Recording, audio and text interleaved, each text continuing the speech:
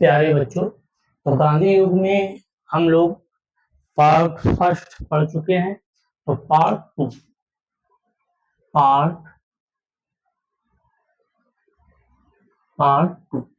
गांधी युग में हर part important है। अभी हम लोग पढ़े कि 1893 ईस्वी में गांधी जी अफ्रीका गए और अब्दुल्ला सेठ का मुकदमा लड़ने के लिए अफ्रीका गए थे। फिर हम लोग पढ़ेंगे इसके आगे कि गांधी जी 1894 ईस्वी में अफ्रीका में नैटाल इंडिया कांग्रेस की स्थापना करते हैं।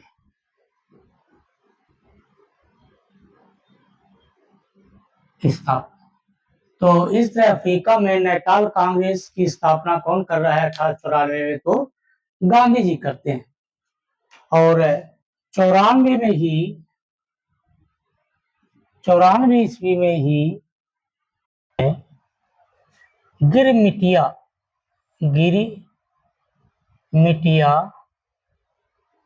मजदूर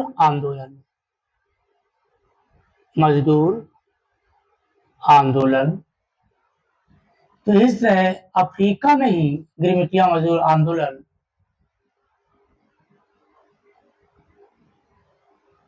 अफ्रीका में ही का नेतृत्व गांधी जी ने किया। तो इस तरह नेतृत्व गांधी जी किया। तो 1894 ईस्वी में गिरमिटिया मजदूर आंदोलन का नेतृत्व अफ्रीका में कौन करता है? गांधी जी करते हैं। वो भी दादा भाई नेहरूजी की वजह से इन्होंने गिरमिटिया मजदूर आंदोलन का नेतृत्व किया। 1896 ईस्वी में भारत आते हैं अपने परिवार को लेने। तो इनका परिवार उस समय भारत में था। तो 1896 ईस्वी में भारत आते हैं अपने परिवार को लेने। इसी समय इन्होंने ग्रीन पंपलेट की स्थापना की।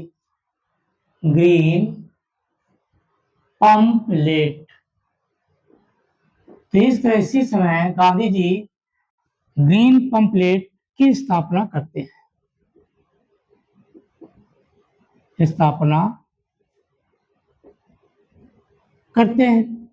तो इस तरह 1896 में भारत आते हैं और आने कहा तो जाता है, इतिहासकारों का मानना है कि रास्ते में ही ग्रीन पंपलेट की स्थापना कर लेते हैं। ग्रीन पंपलेट की स्थापना कौन किया है? तो गांधी जी।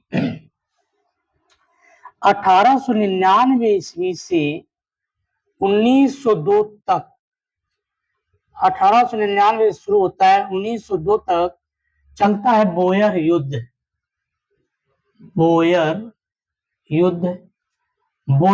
क्या होता था? तो बोयर को वेंदा डच लोगों को कहा जाता है। तो अफ्रीका में सबसे पहले कौन गया? तो डच लोग गए।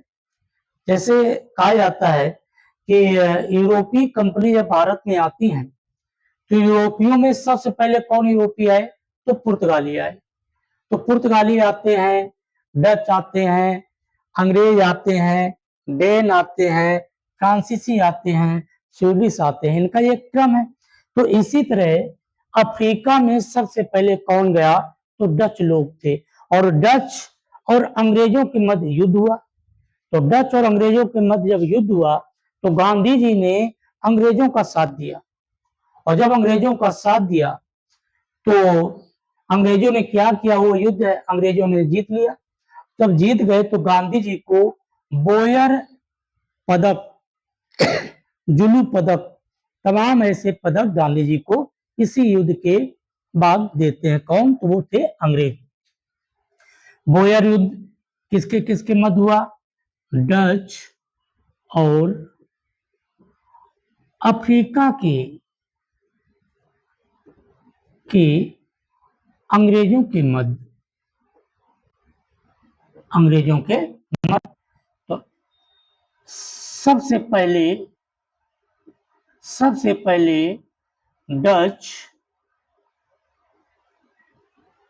अफ्रीका आए। सबसे पहले डच अफ्रीका कौन आया? सबसे पहले डच लोग अफ्रीका आए और अफ्रीका आकर सोने की खाने और तमाम ऐसे धातुओं के खाने में कब्जा कर लिया और वहां के निवासियों के जमीनें हड़प ली।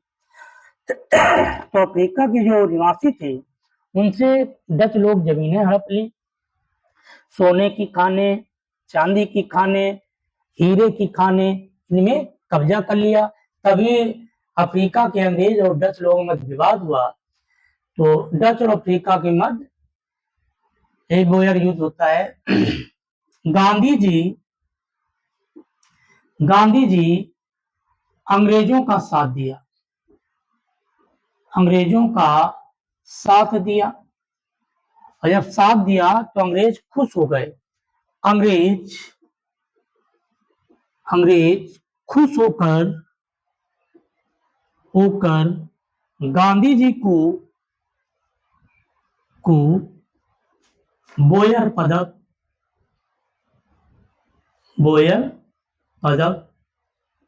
कैसर ए हिंद जुलू पदक आदि दिए। तो इस तरह बोयर युद्ध में गांधी जी ने जो अंग्रेजों का साथ दिया और उस युद्ध में अंग्रेज जो जीते, उन्हीं की खुशी में गांधी जी को बोयर पदक, कैसर ए हिंद और जुलू पदक आदि दिए। अब देखिए, तो इस तरह इसी बीच गांधी जी भारत आते हैं। 1901 ईस्वी में 1901 ईस्वी में गांधी जी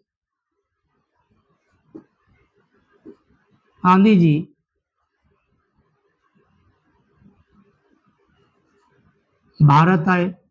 तो इस तरह 1901 में गांधी जी भारत आते हैं और इसी दौरान कांग्रेस का कलकत्ता में अधिवेशन हो रहा था। उसकी अध्यक्षता दीनाचा भाई ने किया और उस अधिवेशन में सबसे पहले कांग्रेस में ये शामिल हुए। 19 में गांधी जी भारत आए। इसी दौरान कांग्रेस का कलकत्ता अधिवेशन था। कलकत्ता अधिवेशन, इसी दौरान कांग्रेस का कलकत्ता अधिवेशन में गांधी जी पहली बार शामिल हुए।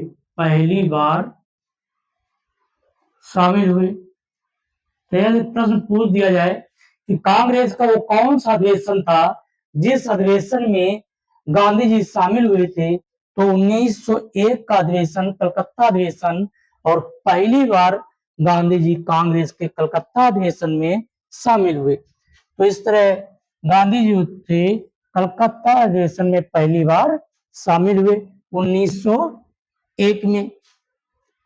इस तरह 1901 में शामिल होते हैं। 1904 में गांधी जी फीनिक्स आश्रम की स्थापना करते हैं। तो इस तरह 1904 में गांधी जी डरबन में फीनिक्स आश्रम की स्थापना करते हैं। यहां से आकर पुनः फिर पहुंच जाते हैं अफ्रीका। 1904 में डरबन में फीनिक्स आश्रम की स्थापना करते हैं। फीनिक्स आश्रम की स्थापना करते हैं। तो 1904 में इस तरह फीनिक्स आश्रम की स्थापना कहाँ करते हैं? तो डरबन में करते हैं। तो डरबन में फीनिक्स आश्रम की स्थापना कौन किया? तो वो गांधी जी। कब किया? तो 1904 में। 1906 में क्या होता है?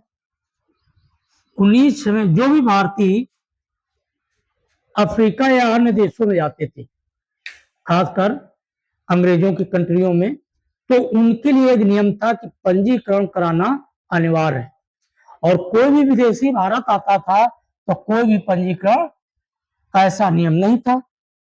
तो हम भारतीयों ने क्या किया, इस पंजीकरण व्यवस्था का विरोध किया। तो इस विरोध का नेतृत्व कौन कर रहे हैं? तो गांधी जी कर रहे हैं, और इसी विरोध का गांधी जी ने सबसे पहले अवज्ञा आंदोलन शुरू किया। यही अवज्ञा आंदोलन सत्याग्रह आंदोलन कहलाया। तो एक बाई चांस पूछ दिया जाए, गांधी जी ने पहला सत्याग्रह आंदोलन कहाँ किया? तो वो अफ्रीका में किए। कब किए? तो 1906 में किए। और जब भारत की बात आ जाए कि भारत में गांधी जी ने पहली बार सत्याग्रह आंदोलन कब किया, तो वो था चंपारण आंदोलन। कब? तो 1917 में। तो लिखते हैं 1906 में क्या हुआ, भारतीयों को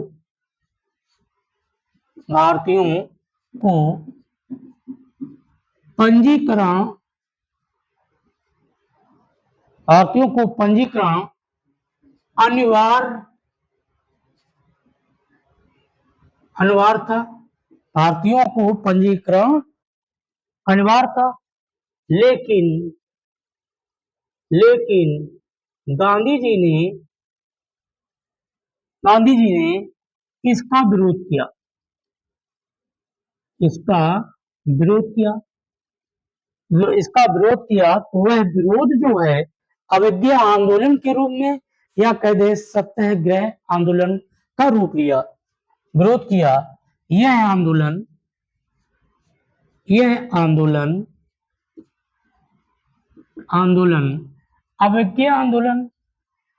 अवज्ञा आंदोलन या सत्याग्रह आंदोलन कहलाया।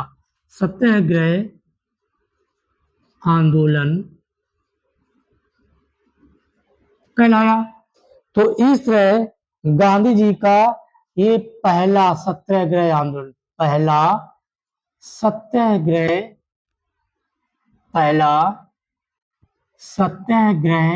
आंदोलन कहाँ? तो वो था अफ्रीका। और कब था? तो 1906 में। तो इस तरह 1906 में ये पहला इनका सत्याग्रह आंदोलन था। फिर हम बात करेंगे 1908। 1908 में गांधी जी पहली बार अफ्रीका में जेल गए। तो जैसे प्रश्न आ जाए कि गांधी जी अपने जीवन में सबसे पहले जेल कहाँ गए, तो वो था आपका अफ्रीका। कब गए? तो 1908। 1908 गांधी जी अफ्रीका में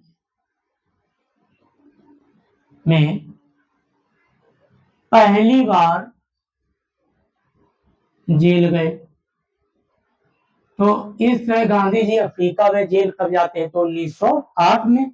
और पूछ दिया जाए कि भारत में पहली बार गांधी जी कब गिरफ्तार हुए, तो गिरफ्तार हुए थे 1919 में, और वो भी कहाँ? तो हरियाणा में। लिख लेते हैं, भारत में पहली बार गिरफ्तारी कब हुई? तो 1919 में हरियाणा स्टेशन में।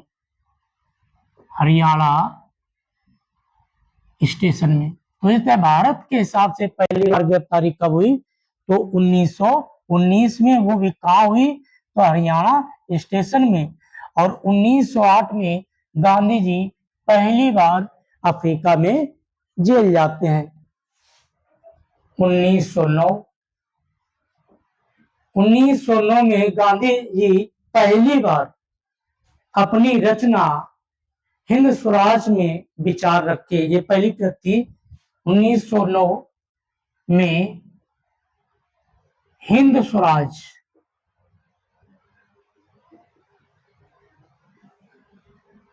पहली कृति में सुशासन के लिए विचार रखे और 1910 में, तो इस तरह 1910 में टॉलस्टॉय आश्रम की स्थापना करते हैं। 1910 में टॉलस्टॉय आश्रम की स्थापना करते हैं। में जोहान्सबर्ग, इस तरह अफ्रीका का एक शहर है जोहान्सबर्ग। तो 1910 में जोहान्सबर्ग में टॉलस्टॉय आश्रम की स्थापना करते हैं।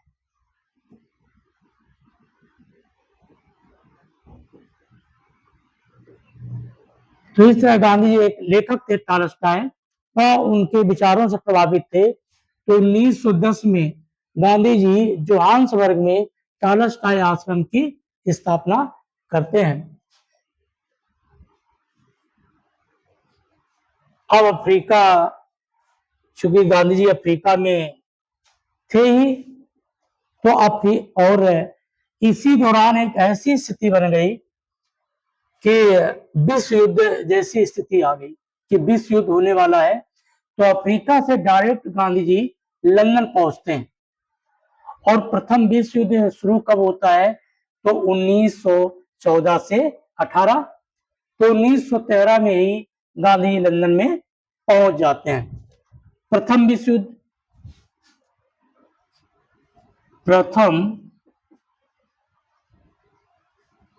युद्ध तो इस तरह प्रथम विश्व युद्ध कब होता है? तो 1914 से 18 तक चलता है।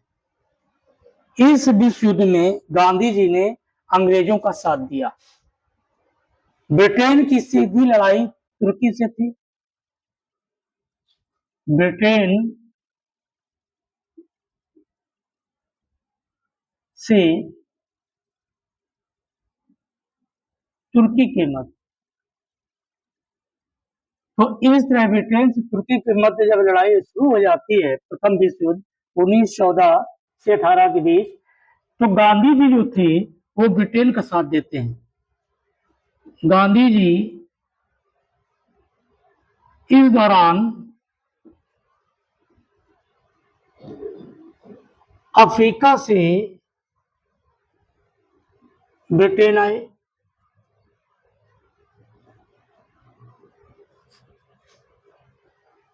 गांधी जी ने ब्रिटेन का साथ दिया।